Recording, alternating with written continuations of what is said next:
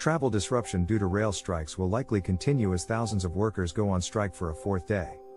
After years of receiving no pay increase, a union head warned that train drivers would want to strike harder and faster.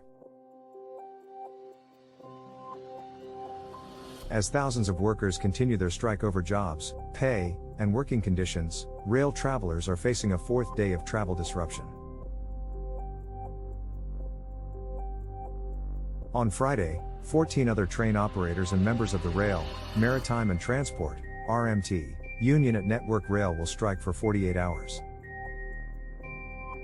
Trains are scheduled to start later and conclude earlier than usual, with just about 20% of regular services expected to operate. The strike comes after train drivers in the ISLEF union stopped working on Thursday, and ends a week of industrial action on the railways that has caused widespread disruption across the country.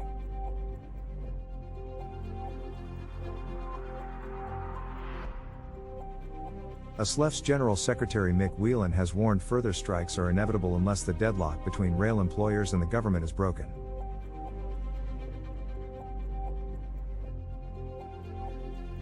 He has suggested the industrial action could escalate, saying train drivers want to go harder and faster after being refused a pay rise for years.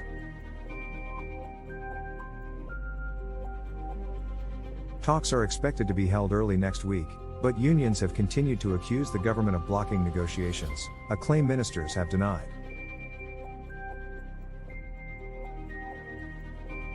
On Thursday, the government announced a move to introduce legislation ensuring minimum levels of service during strikes in several industries, including the railways.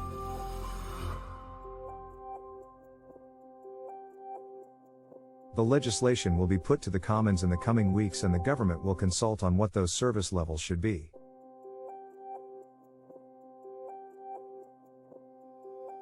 There had been reports that other sectors would also be covered by the new laws, including health, education, nuclear power, other transport services and border security.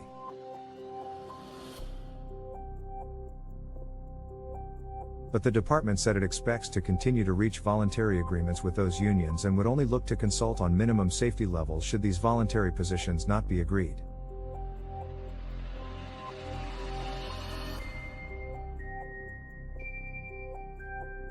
Business Secretary Grant Shapps said, "There has to be a minimum safety level that people can expect even on strike days, particularly in areas like health care."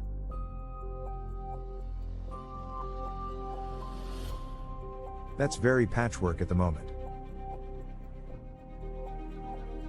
Unions have reacted angrily to the proposal, with officials saying any laws would be unworkable and might lead to even more industrial action as a response to the controversial move.